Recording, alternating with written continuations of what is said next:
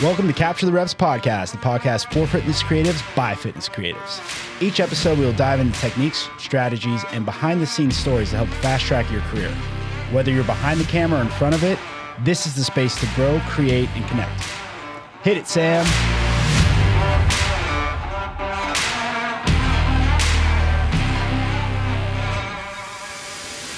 So I perused your website, naturally, because I'm a great host and do research for you.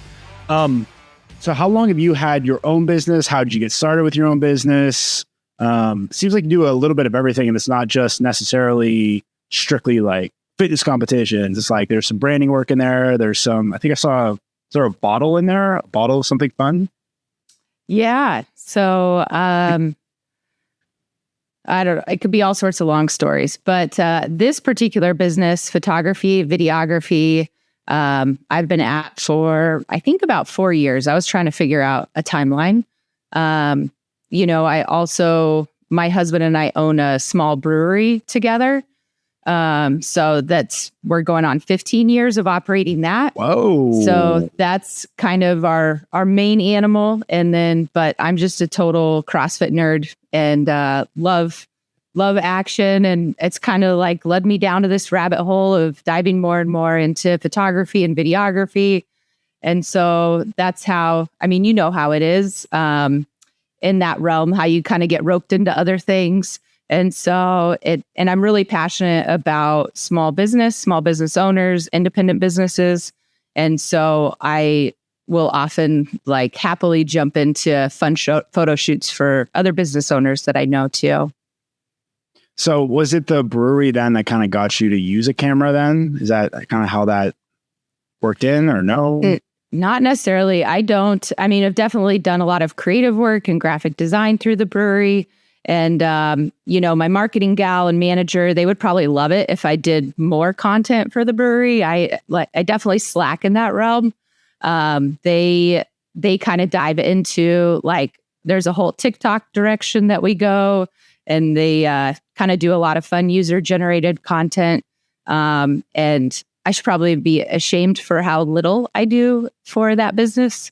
It's funny. I feel like we're so often doing stuff for other people and all that kind of stuff. That when it comes to doing our own things, our own promotions or whatever, we just don't have the energy or the time or the want to, because we're just constantly doing it for others. Well, and I think it's just leaning into kind of what fires me up and what I get excited about. And, I love capturing action and motion. And like I said, I'm kind of a CrossFit dork. And, years ago, I just wanted to do more in the CrossFit space. And I was thinking about it the other day. I even remember, I think back in 2020 or 2019, I remember applying for marketing positions with Feroz. I think that's Camille LeBlanc's business. And then also a comp train position, just kind of throwing myself out there for different stuff, but volunteering at comps. And then, I started, my little sister's a photographer, Emily Sierra Photography. She does a lot of kind of lifestyle work. And I love that you plugged your sister, but you didn't plug your own brewery. That shows how much you really love her. City Star Brewing is the there brewery. There it is. All right, good. Everyone go. Yeah. Kind of like we're in a small town, taproom centric, kind of community oriented brewery. But my little sister had a Canon camera that she had for sale. It was one of her hand-me-downs, and I just asked if I could borrow it for the open, just to grab some content, at my gym. Kind of a typical story. I've heard this story told a million times in our community. And just taking pictures of the open. We also had a semifinal athlete at our gym, Taylor Patterson. And so just captured her a lot. And then it kind of just evolved into volunteering at bigger competitions and then shooting local competitions, shooting DMs out, trying to work with brands in the space. King Kong was the first brand that I worked with. I kind of signed up to be an ambassador for their ambassador program. A lot of brands do that, and sent them some initial photos. And this doesn't happen often, but she replied and just said, "Hey, your work's too good to be an ambassador. Can we hire you for a photo shoot?" And so that's awesome. Yeah, just really appreciated kind of their response and wanting to work with me. So that was really cool. That was a few years ago now. So I really value those guys. But yeah, no, it's funny. Like you brought up a good point. Like everyone has that type of like grassroots start. Like everyone kind of has like a similar story. So it's funny. Like I've almost tried to veer away from the question of like, how did you get into CrossFit? Because, or like, how did you get into filming? Because everyone has that same type of, oh, I started my local affiliate, then da da da da da. So it's like it's either great minds think alike, which might be a good thing, might be the issue, or just everyone just kind of has that same track story. So it is funny you bring that up. That's very true. Yeah. Well, I mean, it's such a great space. You know, it's a small business. It's a service. You know, for a small business, great opportunity to learn. But yeah, it is a common story. Yeah. And when you look at like those initial like days, like what like stood out to you? Like what made you keep coming back? Or like did you have like one specific story that you're like, oh, I want to do this forever, whether it was like an interaction or conversation? Yeah, I think just I really enjoyed it. You know, I think just being creative. And I've seen this with other creators where you kind of get inspired by something and then almost become obsessed by it. Whether it's like an idea for a picture or a video. And so I think just there was, you know, a need for like constant improvement. And I think that's still happening, like constantly trying to learn and improve what I'm doing. And, you know, in the beginning, it was like, man, how do I dial focus? Like, you know, especially I wasn't a photographer before, you know, aside from, you know, I mean, yes, having a good eye and being creative, but I wasn't already operating a manual camera. So just kind of learning everything and dialing in some of those pieces, but yeah, sort of obsessing about it, but really kind of, you know, I was also interested, you know, through my business, like have a lot of marketing background and familiar with press releases. So, you know, also, you know, helping, you know, Taylor, this gal at my gym, like helping her kind of push her story out just because I saw it like, hey, this is such a your story's cool. And so kind of getting excited for other people, you know, I'm kind of like a dot connector. And so if I can see like, sometimes I'll see opportunity that, you know, I don't need to be a part of, but I'm like, I want to nudge it and be like, this should happen. You should do this. I love that. And I love that you come from a perspective because like you already, especially in the restaurant bar industry, to have a business for as long as you have, like that's a huge accomplishment itself. So like, kudos. Cause I know it's like, what is it? Like the average life of that is like 2 years, maybe less. Right. And typically, you know, they go out of business. So you're taking all that great business knowledge and you're bringing it into this creative world. And then you're establishing yourself as a photographer, able to have your own company moving forward. When you first like, talk to me a little bit more about that. Like coming into this, you clearly had like what you kind of did the reverse of what a lot of creatives do, where it's like, oh, I have the creative skills. I just don't know how to run a business, but you actually know how to run a successful business. And then you're just learning the creative skills. So like what areas were you able to fast track on the business side? Like what were the first things that you like implemented? Yeah. And I mean, with it, just off the top of my head, I mean, there's just a lot in communication, you know, whether it's with athletes or brands, you know, just, you know, being on top of, you know, how you communicate with people and putting together quotes and, you know, but yeah, there's a lot that I probably take for granted that just kind of comes naturally because, you know, I've been implementing it elsewhere for years. But the business side, and I mean, you'll hear it over and over again elsewhere too. And from other creatives, like the business side is really important. And being able to interact with people, it's just a huge piece of being successful at anything. So did you write out like DM templates or anything like that? Like, was there anything that you put in on a strategy side that was like replicable, if that makes sense? Yeah. I mean, there was like off the top of my head, kind of the first, one of the first big events that I volunteered at was Wadapalooza, Miami, and I wanted to be on the media team. I wanted to be a photographer, but I ended up doing broadcast and I actually loved it. I thought it was so much fun. But going out there, I was like, all right, like I want to do more, in this space. And so, I had business cards made and kind of made sure, I had a website and social media and kind of had a good presence across the board, somewhat.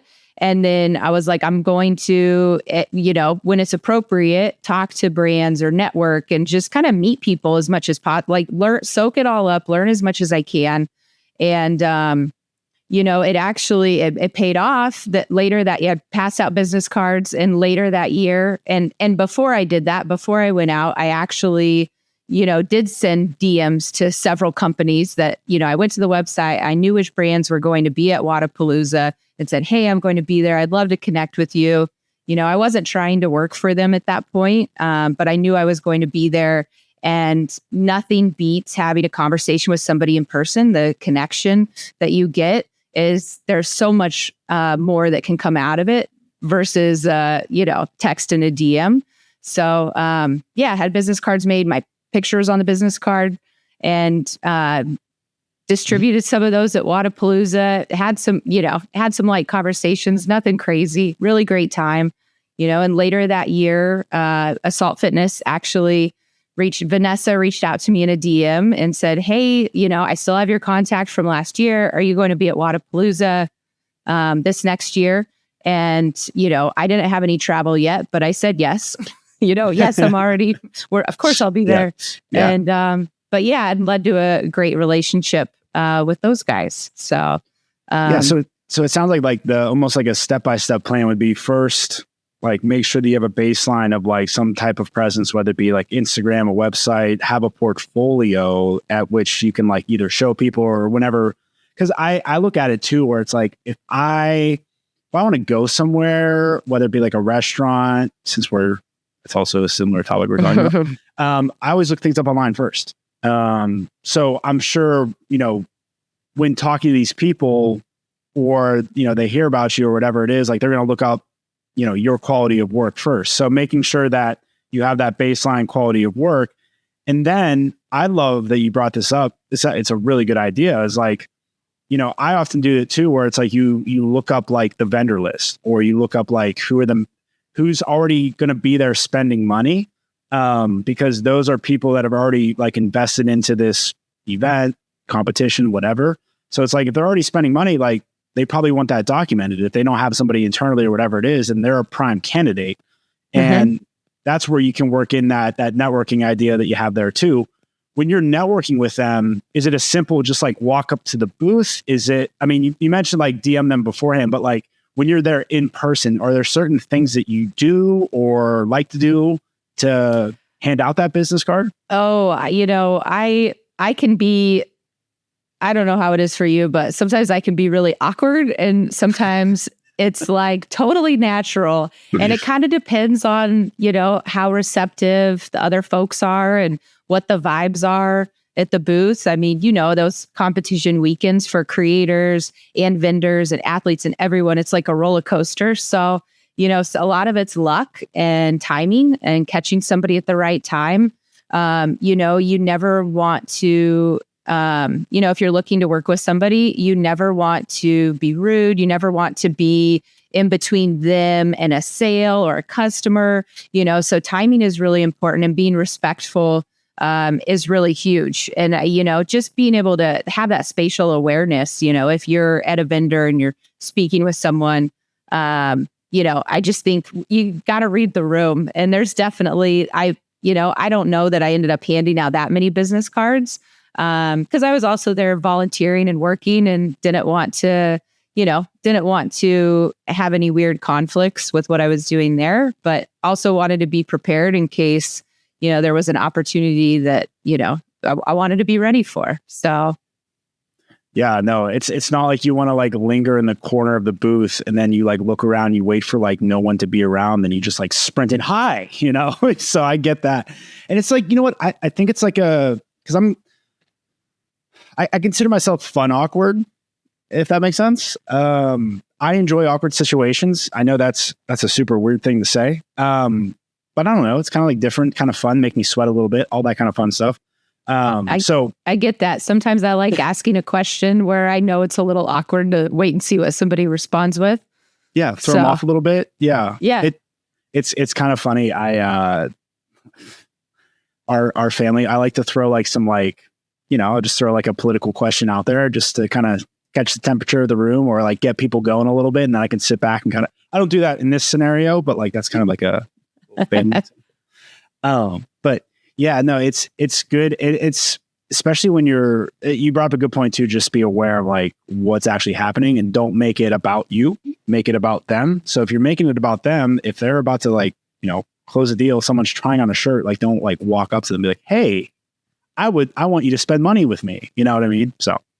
Well, and I mean, and so much of kind of what we're both talking about is the human personal element. When you're talking about being fun, awkward, I feel like when I'm a dork on my side of the camera, it makes an athlete, or whoever the talent is kind of more at ease.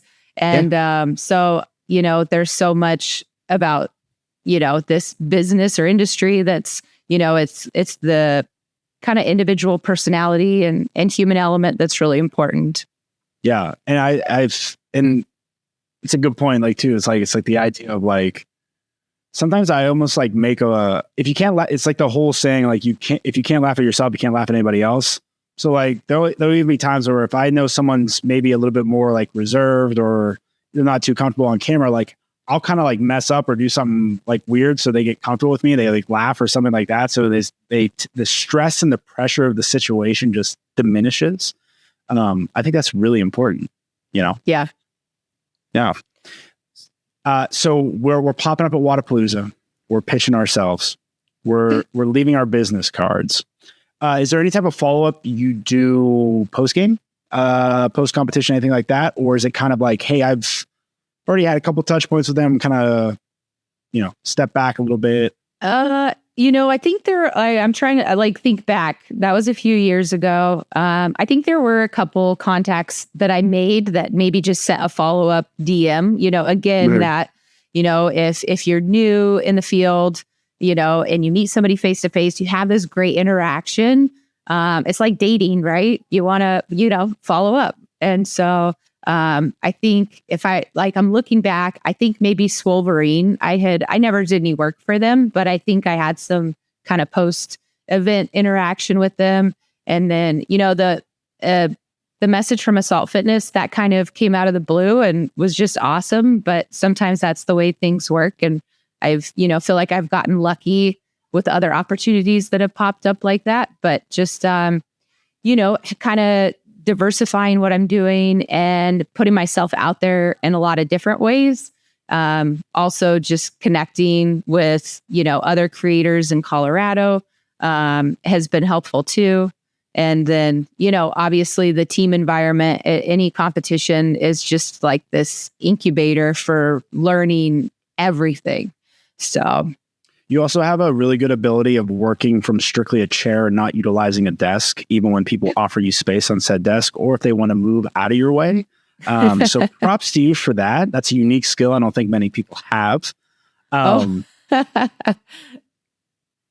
think we got to be flexible. I mean, that's part, working an event. It's like NorCal Classic. That's the first time I got to meet you. You got to roll be prepared for anything. And, have a good attitude. That's what I tell my kids. I'm like, I don't care what you're doing in life. You try your hardest and you have a good attitude. Those are the two things that are most important kind of with anything that we do in life.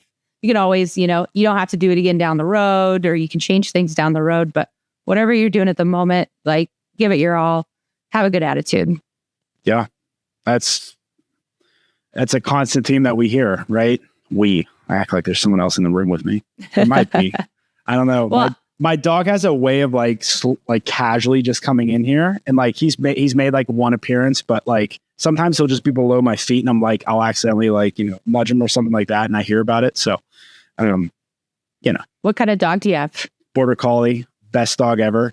I would suggest though, if you are you live maybe in a place that doesn't have like a large amount of area to roam and or like endless fields, it's probably not the best. Like having a studio apartment when me and Sav first started dating, we had a border collie. Our border collie was there with us, and it just wasn't enough space because like those dogs are herding dogs and they just need to run. They just need to go. Yeah.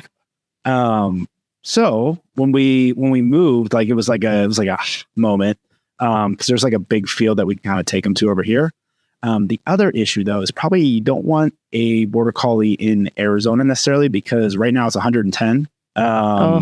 So you can't really go outside much. And if you do, it has to be like really early in the morning. And when you have a newborn, it's like, so anyways, I don't want to make this about me complaining about my dog. He's phenomenal. He's a great dog, but yeah, border collie to answer your question. Oh, I love it. See how like the podcast like form works for me because I'm very long-winded. So it actually is kind of nice. I just kind of ramble, you know? Yeah, no. And I think the dialogue's great and I enjoy learning more about you also. So it's like, it's my, it's all these internal thoughts that I can just like, you know, bring them out here. So, well, you know. And it's, I love, I mean, it's such a cool resource and it's, you know, I mean, you're giving back so much by doing this. And I look back to, you know, I really look up to Carlos in this space in the Content Lab podcast that he put out a few years ago. Mm-hmm. And I ate that up and, you know, and I look back and really appreciate that he put that energy into that. And I feel like, you know, and you're kind of giving creators an avenue to speak and learn from each other. And I think it's really amazing. So thanks for doing that. Oh, for sure. No, I love it too. So like I've said, like we're so busy whenever we're on location or whatever it is that we don't typically have the time to like sit down and actually have a conversation. It's usually just like a quick update. Hey, here's what's going on, all that kind of stuff.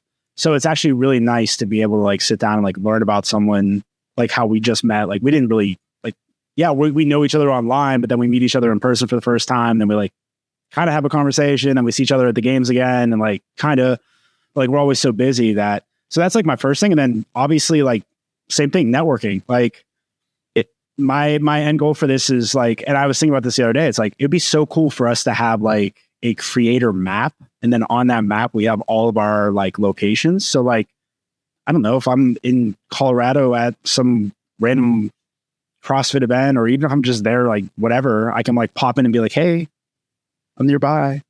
What's up? You know? Yeah. Oh, I love it. And I mean, it is really a network. And, you know, that is kind of one of my favorite things about working different events and team environments is, you know, you can just learn you can get so much personally and professionally from, you know, working with other creators and, you know, or working with athletes, or I've had really great experiences working with, you know, spending time like that Assault Fitness group. I worked 3 events with them. And just like had the best time with their group. I was kind of like part of their crew. And then, you know, at the games, I spent quite a bit of time with WOD Prep. And just, I mean, it's amazing. It's so cool what you can learn about a brand or an athlete or community, just spending time with them. So I love it. Yeah. Those times that you were working in groups, like, were there any lessons or anything that you learned, like, whether it's they're like evaluating your work when you're working on a team, was there anything that like really stood out to you from a learning standpoint? Oh man, there's probably so much and from different experiences. Well, we don't have that much time, so let's try to like get it narrowed down.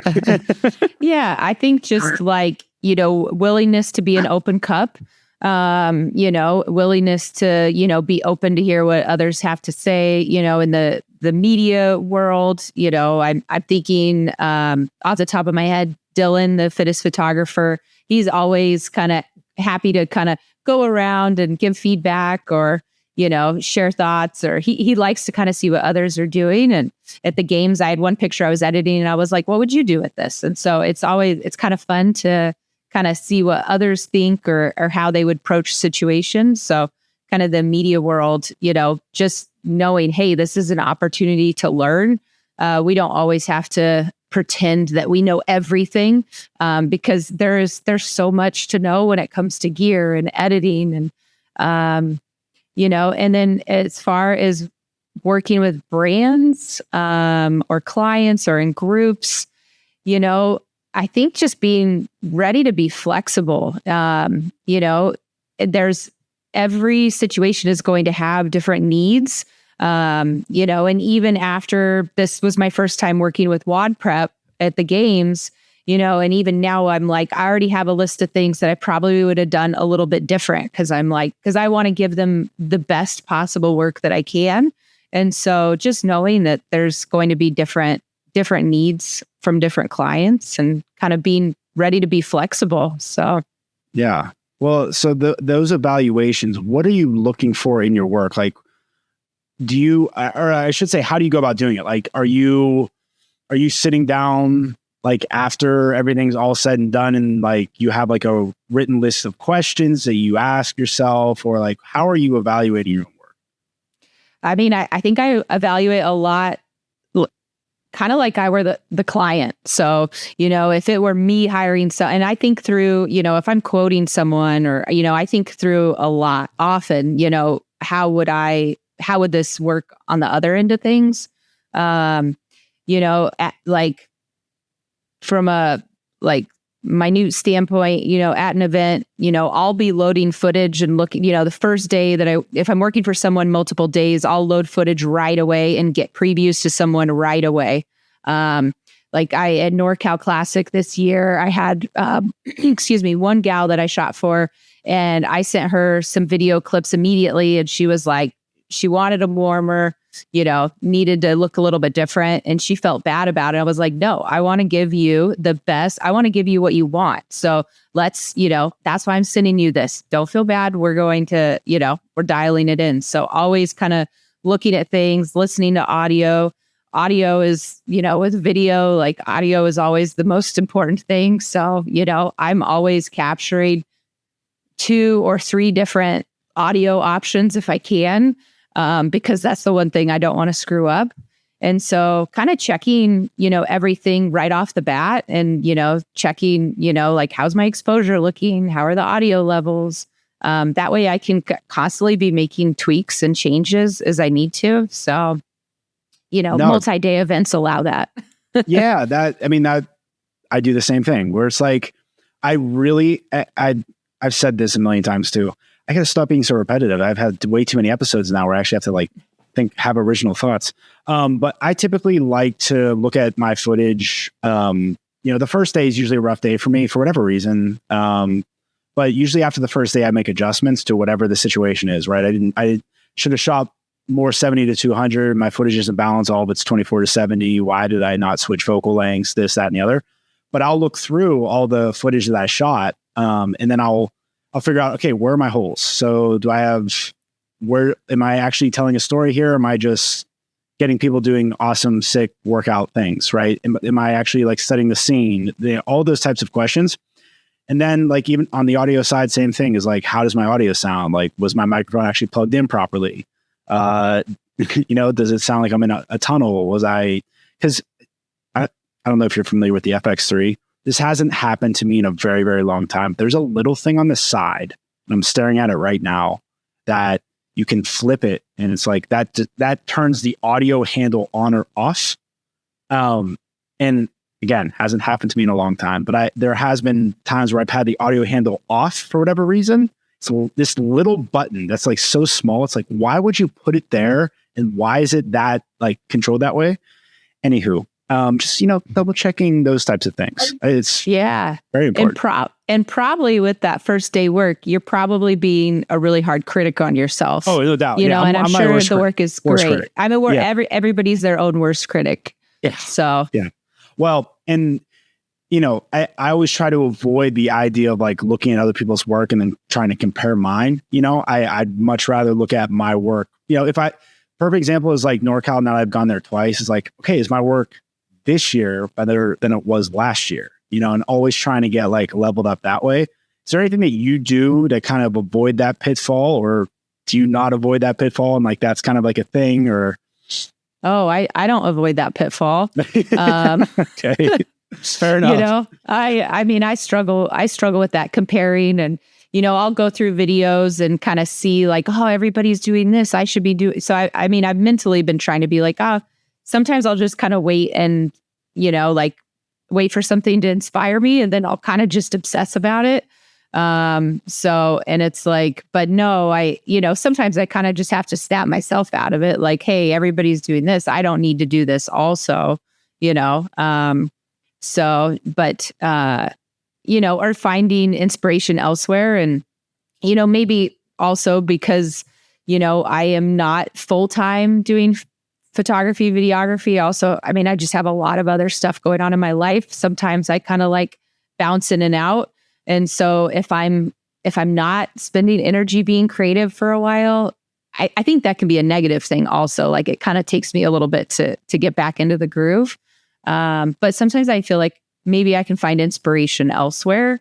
So that doesn't really answer your question, but that's okay. No, but I love. Yeah, go ahead. Sorry. I love the year to year, that's how I treat the CrossFit Open, right? I mean, like, I think a lot of us, maybe if we're CrossFitters, we might have a little competitive side. So, but yeah, can you beat yourself? Yeah, that's an interesting perspective there because I haven't considered, like, I always think of like taking a step back, going in and out, actually as being positive in a lot of instances, just because it allows you like a creative reset. And because I do video work regardless of whether it's for, sports and fitness or whether it's like on the corporate side, like I always have a camera, right? I'm always doing camera work. So there's never an ability to like kind of step back and like recharge it all. The only way I recharge is if I'm going to Flagstaff this weekend and I'm not going to, I say that, but I'm probably gonna take like family photos or whatever. But like, that's like a good way to recharge. So like when you're taking a step back and you got other life things going on, which is props because you have balance. That's good. How do you snap back in, or how do you get back into a creative mindset, or is there some type of like routine that you do or anything like that? Yeah, I think just taking the time to like, if I don't have, and sometimes I've talked to my sister about this too. I feel like photography, videography can be very emotional.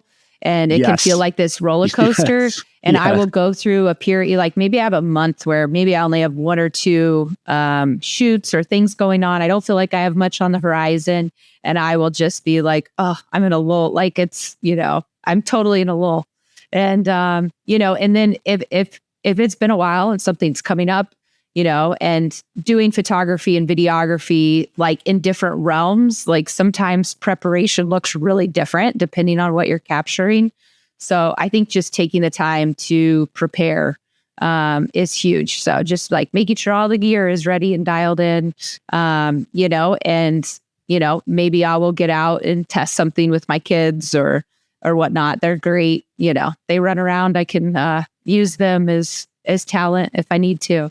But yeah, I think that's the way to that's the only way, I can feel prepared, is like just to really make sure all my gear, all my stuff is dialed in, all the details are ready to go. And, it doesn't mean that I get it all right. Like I definitely, have made all the errors. I mean, even at the games, Dylan, the fittest photographer, I raised one camera up to take a picture of him and the lens cap was on. And he was like, we're going to be talking about this for a while, buddy. So, been there. It happens. Yeah. Yes. I think we've all been there. Ish definitely went out there without an SD card. I think, like you said, John went out there. I went out there with my battery at like 2%, like my brick batteries. Like these guys. So I went out there with this, right? And I'm like, I can't wait to get this. And it was that gymnastics one where they were like, it was kind of fast, right? And you know how far away it was. I went all the way to the finish line, right? So I like went all the way around the arena, got there, hit on, camera turned on for like 1 second, immediately turned off, looked down, 0, ran back to our area and had to like hurry up and put a new one in, then ran back. So yeah, I think we've all been there, especially considering there was 20 events. So like, it's not like we had much downtime or we're all mentally fried. I think that was one of the more strenuous weekends I've ever had before, Yeah, there was definitely moments of like Saturday in particular. And I felt everybody's energy levels kind of did this. And I think that's maybe there's a takeaway for folks kind of getting into this as well, is just to prioritize your brain and your nutrition and your hydration. And, there's a lot more than just, yeah, sure, you could power through to a point and just, hit the shutter button, but, you got to take care of yourself also. And, but yeah, I continue to make errors. And, there was a point a couple years ago where I actually, I have a label maker and I put, a label on the back of my camera that I can't remember if it said like 60 FPS. And so it was just like a reminder to like, hey, check your video settings before you start videoing. I don't think I have it. I have something that does that. I don't know if it's on. Okay. It's like having a checklist, So like I have it. So this is my, primarily my photo camera. I do take photos sometimes. It's a hybrid camera. I don't know why I keep going in detail here. It's really not that important, but I usually use FX3, which is a video camera. Okay. Anyways. I love the details. I could literally have a podcast where I just talk to myself the whole time. It's like kind of like really weird. It drives my wife nuts, but this is a really good outlet for me that, I can come here and whatever. But I have like on here, my buddy Colton got me it where it has like just like a basic checklist of things, right? Like battery, white balance, goes all the way through. And so every time I go like this, even if I'm not necessarily like trying to see it, I see it every time. So I remind myself, before we start rolling, like make sure all that stuff's out in. Yes, especially as, things get busy and your brain goes like anything. Mm-hmm. And that's where systems are so important. Like having, I volunteered a couple of years ago at West Coast Classic and learned a lot from Ty and Jordan and just kind of like their processes of ingesting photos and turning things around quickly and efficiently. And so having processes is really important. What were some of the processes you implemented and put into your own business then? Yeah. So, just like before an event, a lot of times I video edit in Premiere. So a lot of times I will set up my Premiere file in advance, set up bins, I'll set up folders on my laptop. I use at home, I have a Synology disk station. So whatever I'm working on, I have on my laptop. It's like an overbuilt laptop so I can have a ton on it. And then I'll make sure that, it's clear. There's plenty of space. So again, just like that advanced preparation, I'll save some audio that I like. And then, another thing that I learned at West Coast Classic was syncing all, most of us shoot with 2 cameras. So making sure we sync the times, to the second. Really getting dialed in using Photo Mechanic to ingest photos. That's been huge for me as well. But yeah, just kind of having process of like, all right, before I start sorting through photos, I need to get both my camera cards in there. And then I can start sorting through photos. And then same with, loading video. But yeah, just kind of having a process because once you get fried, you kind of need to rely on some muscle memory so you don't lose files. Yeah. No, yes. What do you guys use or what do you use to sync then your cameras? I want to say, I'll look at my iPhone time. You're referring to the time? Yeah. Just like, cause I've heard people and I forget the software, but people will even like have like an attachment on their camera. Oh, okay. Has the whole, okay. I'm not that exact. I feel like Ty or Jordan pulled up, just a like atomic clock or whatever that has milliseconds. And it's like, all right, everybody get your cameras and then like hit go when you're, so yeah, a little bit of margin, a little bit of room for error.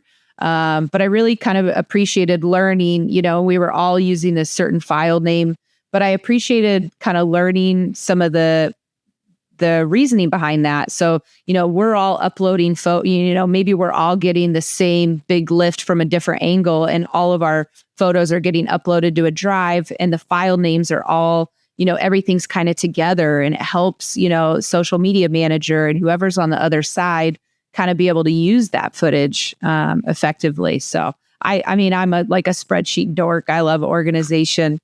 I'm also another thing I'll kind of put everything in iPhone notes. And so like if I'm working at a comp with packages, or, even for the games, I'll have a checklist of all the heats, all the times, everything what I need to do, when and where, and I can kind of check through it as I go. Just so if I am or if we're somewhere where there's multiple stages, it just helps kind of keep me on track. So I do the same. I notes app on my phone, and then I'll even get it to, and this is typically like when I'm doing like more like what would happen in NorCal, where it's like you're kind of bouncing in and out of divisions and like different workouts. So and feel free to like add in anything that you do like specifically. I typically do like, I look at my day. So I put like the time, and then after that, I look at each like stage, floor, whatever you want to call it, like area. And then within that area, I have like the time at which that heat goes, the lane at which they're at, maybe like a little bit of a workout description or something like that. Obviously like their name. So that whenever I, like what you were talking about before, where you're like kind of like on autopilot, I can just simply look down on my phone. Okay, 9:45, insert sponsor name, stage here. No free ads. And then it will be like Chris Knoll, shout out, love you, buddy. And then it will be some type of like workout. So let's say it's like a snatch ladder. So I know, okay, I'm going to go shoot Chris. He's on lane 3. So I can run and try to get near lane 3. If it's on the left side or the right side, I look over like where, what are the numbers, where they line up, all that kind of stuff.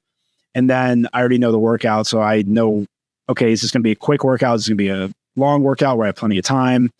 And then you can even factor in where, hey, if I know if it's like a 20-minute AMRAP, like if I'm going to be late, like I'll be late to that one, because I don't need 17 million shots of them doing toes to bar. I just need like a quick toes to bar, maybe from each angle. But like so if I'm running a little bit behind, or like the workout before that I'm filming like goes a little bit further, it's like fine, not a big worry. Whereas if it's like a fast one, I got to get over there because I know it's going to be over quick.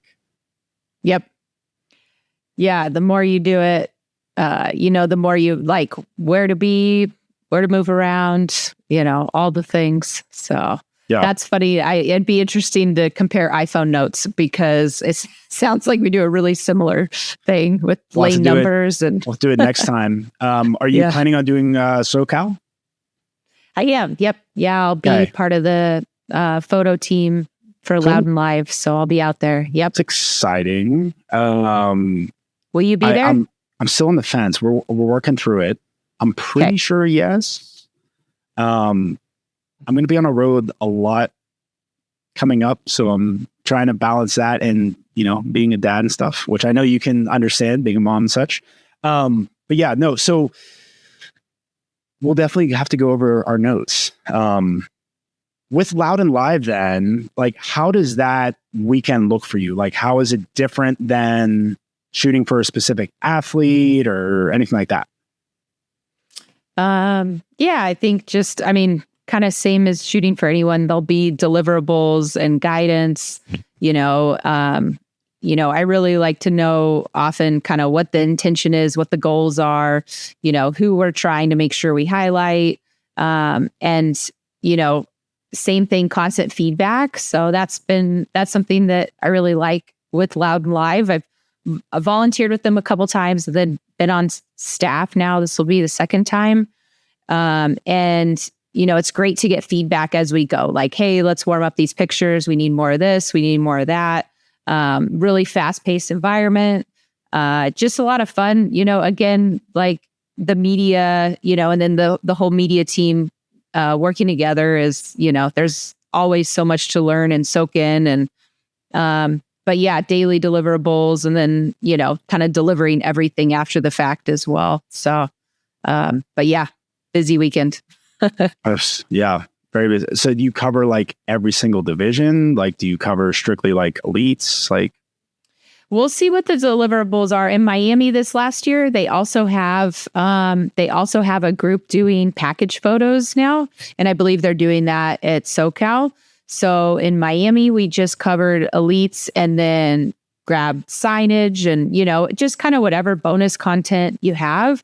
Oftentimes there's one person who's taking care of activations and vendors because, being a big event. And again, kind of looking at this through a business lens, it's like, hey, you need to take care of your sponsors. You want people to come back. You invested all this money in signage. We need the overall scene and vibes. So there's kind of, you do it with, you've been doing it for a long time too. There's a lot.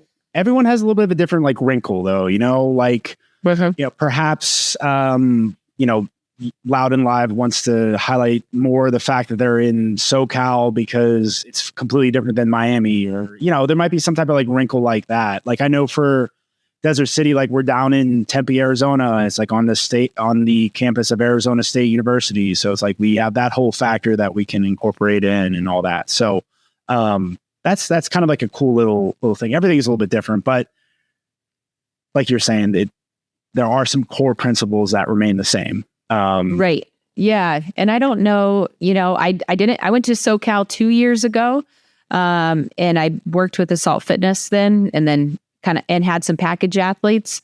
But I wasn't there last year. So so I'm not sure kind of what the direction will be this year, but I'm definitely looking forward to it. Traveling that direction is great. Yeah. Well, and I mean, that is pristine 70s, sunny and 70, maybe a slight overcast. I don't know. Amazing. Like we try to always take it. We haven't this year, but we always try to make it to a little bit more like this. Where would we go? We go San Diego, Mission Beach area. So I don't know. Where's that in relation to Huntington Beach? Is that south? This is embarrassing. South of there, I think. Yeah, I think so. I don't know. Like San Diego is very south.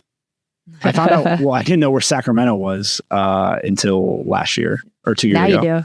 Now I do. Now I know where San Jose is. So I feel like as I continue to develop into the CrossFit area here, sphere, if you want to call it that, I'm learning California a lot. So, hey. It's been a very California year. It has. Because I've really, the only other place has been Miami for me, I think. Summer? Yeah. Yeah. That's kind of weird to say. I never even realized that. Do you have a favorite event that you like doing? And you can't just say Wodapalooza because that would be the obvious choice. What is your non-Wodapalooza favorite?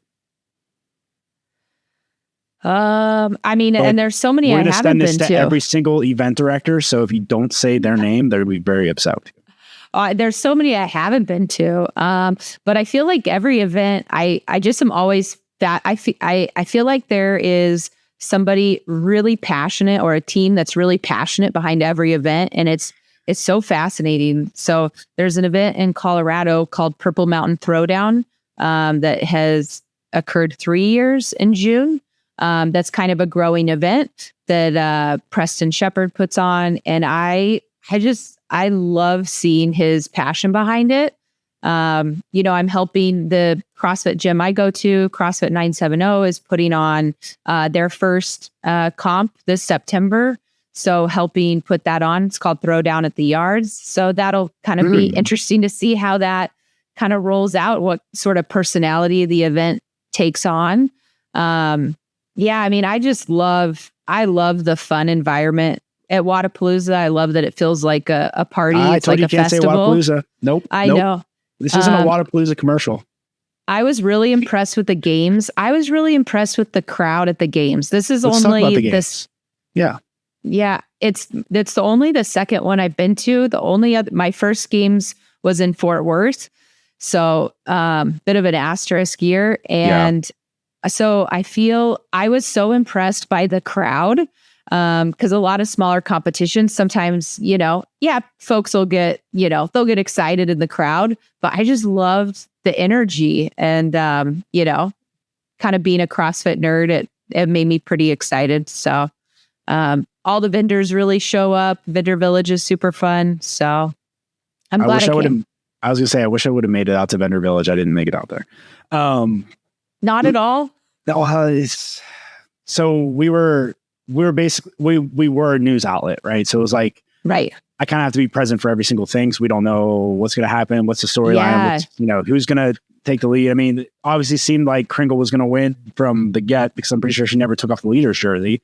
But on the guys, you had the race for second, and I think the women had like a couple different podiums opportunities here, there, and the other where. So, the games, I would agree. The games this year had a really good energy, I would say. I look at it from a standpoint of like, it's hard because I went to the Madison days, and I feel like the Madison days, I mean, nothing could beat a night lifting event at Madison. Like, it was just like, it was next level. But even then, like, I didn't go to the Fort Worth one. So I've only really been to Madison and San Jose. Oh, I was in Albany too. Albany was kind of cool. In the sense of like, it was just like a completely different change of pace being on the east side of the United States. It was like, whoa, interesting. I don't know. I really have any commentary on Albany. Yeah, I don't know. It'll be interesting to see what happens next year. And it was cool also to experience some of the Masters and adaptive events this year. So, I imagine that was probably really neat in Madison, kind of being able to have everything a little bit tighter. Yeah. I mean, that's how I got into it. Like my first gig was shooting a Masters athlete, Josh Pelowani, shout out. He doesn't watch this, but if he did, it'd be cool. But like him in Madison, I didn't know anything. Like I was like, I don't even know CrossFit Games or anything like that. So like my first ever CrossFit event, like filming wise, was the CrossFit Games with Josh, which is bananas. Like, what? I had a media pass and the whole thing. Like I didn't even utilize it for the elite athletes because I was like, oh, I'm over here in my corner shooting on, my crappy camera. Like I don't want anyone to see me. But yeah, so I don't know where I was going with that, but that's kind of like where I'm at. Yeah. But the divisions. Yeah. So it's so cool. Thank you. Yes. So much to it. Yes. Well, I really enjoyed going to, was it Cleveland, Ohio last year? Maybe Cleveland? For the Masters age group. For Rogue. Oh yeah. Okay. I didn't go. I think that was to Legends. Yeah, so that was a really cool atmosphere, cool energy. I mean, it was the same type of thing where like I looked around and I'm like, you got motivated, right? And we've talked to some people that have done like adaptive athlete work and stuff like that too. And like seeing some of Brett's photos, from the adaptive, like, yeah, it's super cool. It's like that emotion comes out, Yeah. And capturing some of the Masters athletes and having, Rose Wall, she won the 60 plus female division this year. And she's a WOD prep athlete. And, she had, 12 family members that all had Rose Wall hats on. And, it just like this family support and some of those components. I mean, I almost got kind of teary eyed, just kind of being out there and witnessing, what some of these folks are doing. So, it's really inspirational for sure.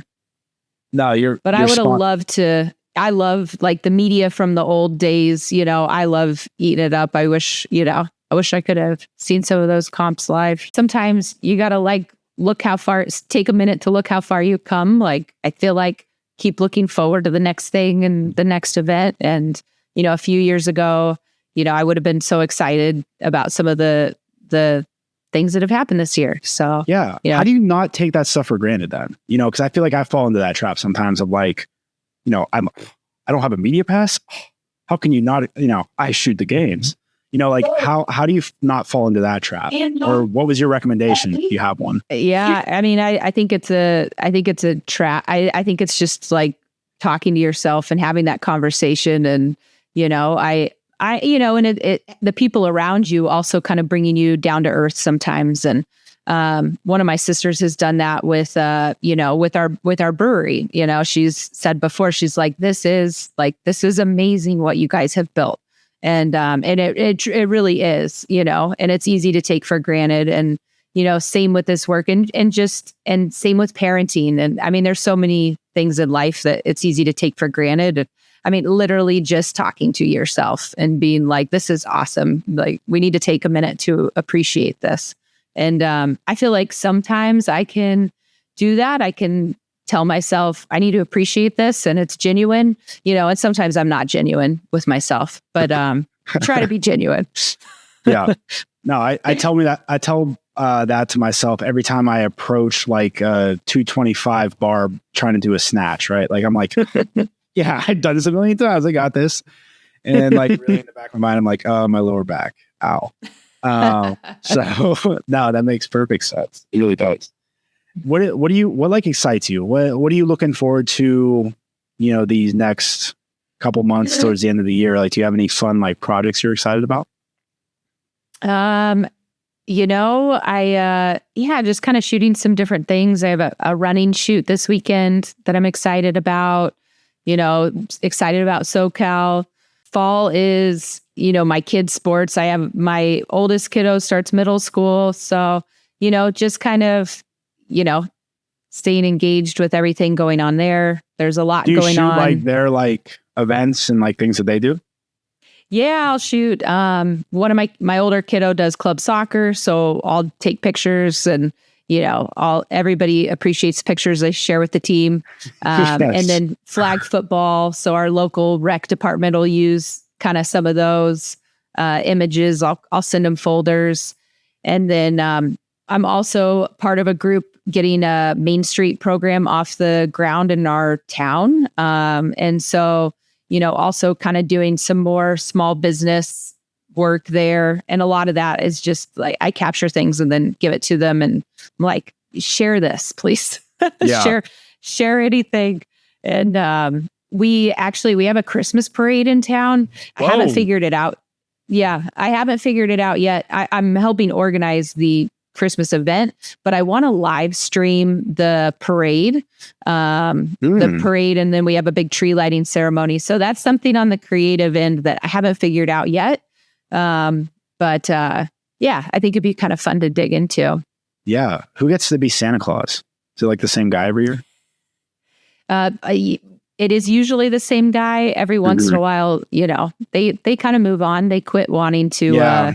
Yeah. It's like, that's a tough gig to be Santa Claus because it's got to be so jolly. Yeah. Yeah. Well, and I mean, you have a lot of kids. It's like peak flu season. You got all these kids that are coming around. It's cold. It's not ideal.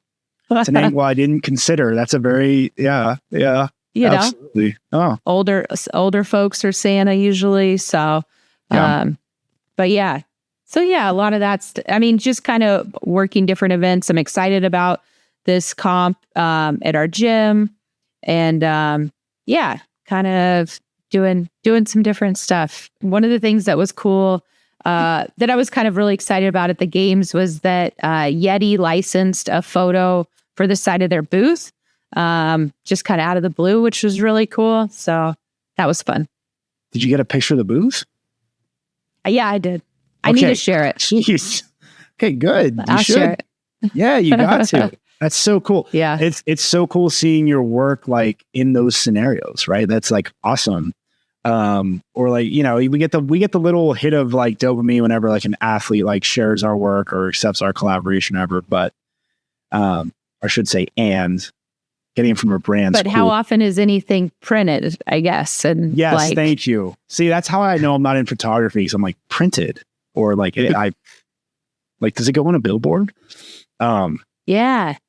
So what do you have coming up? What do I have coming up? I got some. That's a good question. First of all, we have another podcast coming out next week, of course.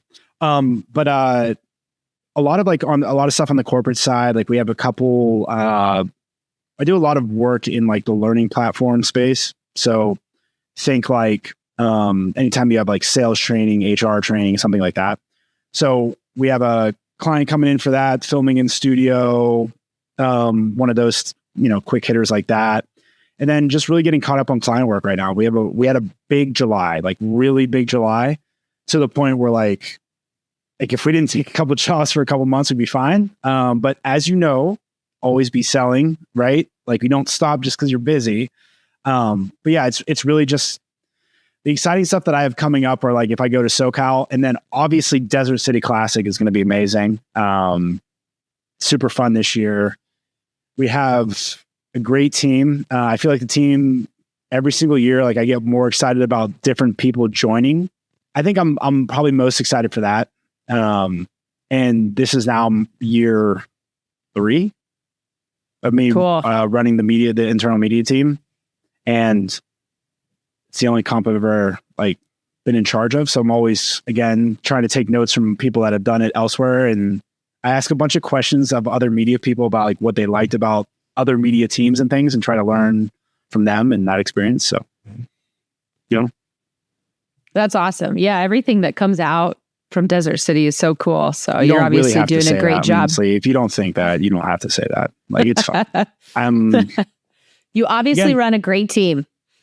Thank you. But also, again, it's like that thing of like being honest with yourself, being having the ability to be open to feedback, right? So each year we've done like little minor tweaks and changes, right? The first year I was filming everything. I considered myself as a videographer on the team.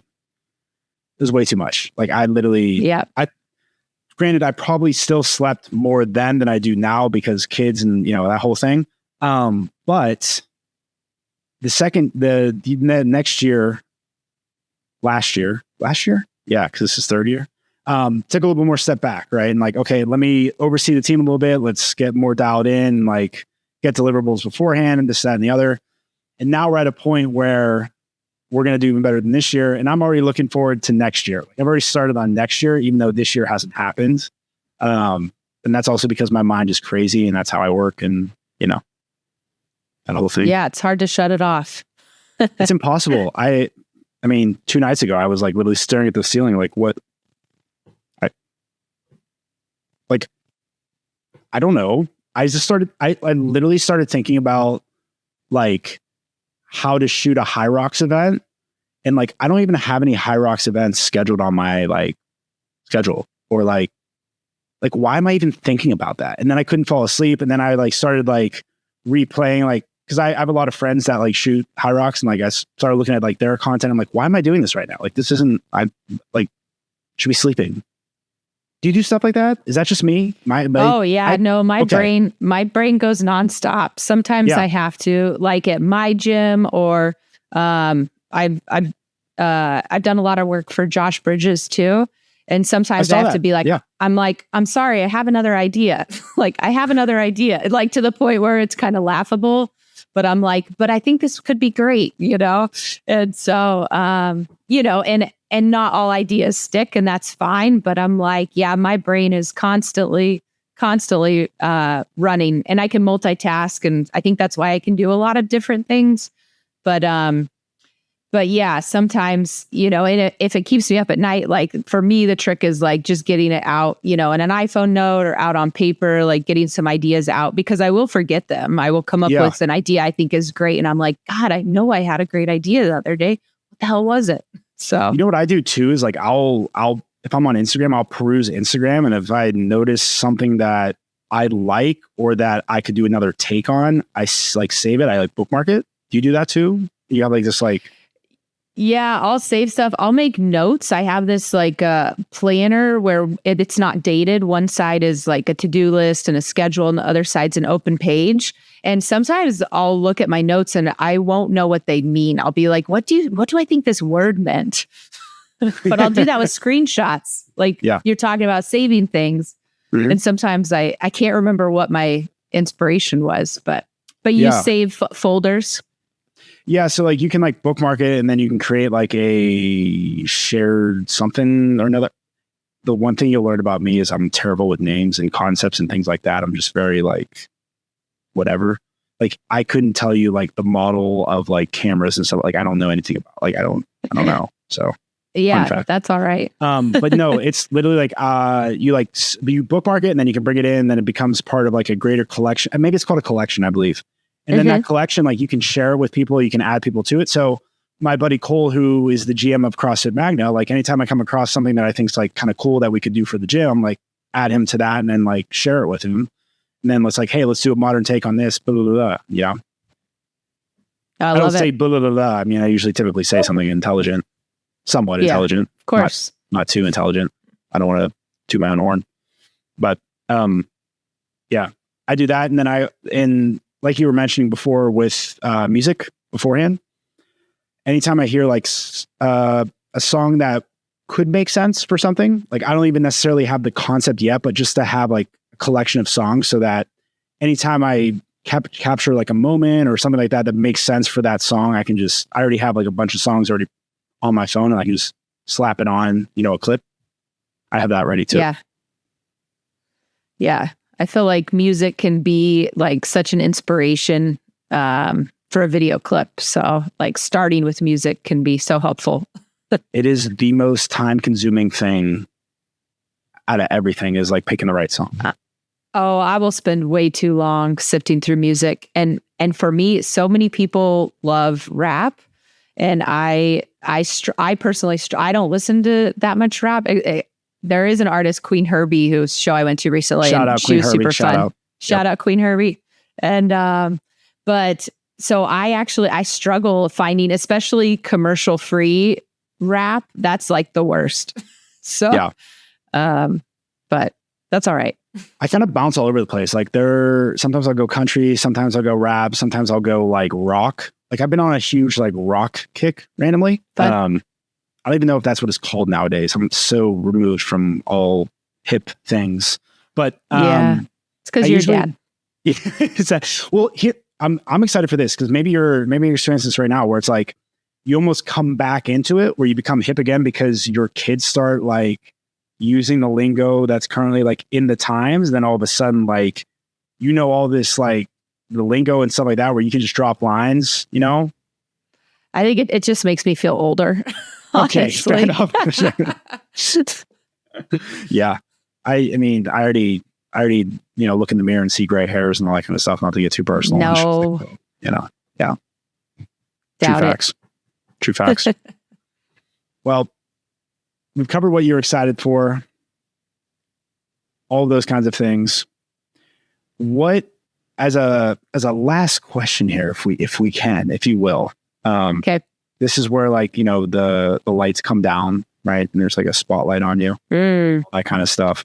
What is one thing you learned this year that has, I don't want to say completely changed, but like has made a huge impact on you creatively, or even from a business side of things? Like what is like one like really impactful thing? I don't know if I'll be able to articulate this well, but some things change or end, come to an end. Some things evolve and it's okay. Sometimes, your clients change or what you're shooting change, what you're capturing. And it kind of opens you up to do new things. It can lead to more opportunities. So I think welcoming change is really important. In the creative realm, also, I think just like learning to really listen to my gut.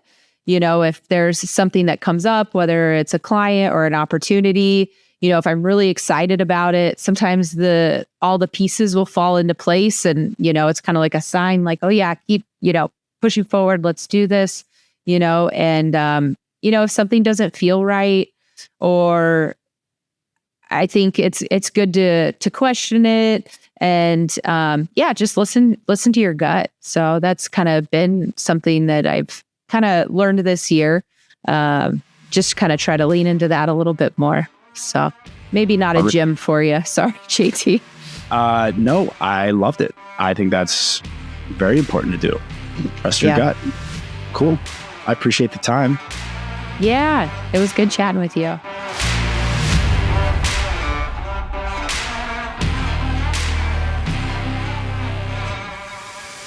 Well, that's a wrap on this episode. Thanks for tuning in to the Capture the Reps podcast. If you're a fitness creative and you found this episode helpful, please share this with a fellow creative and keep creating, keep learning, and keep capturing those reps. We'll see you next time.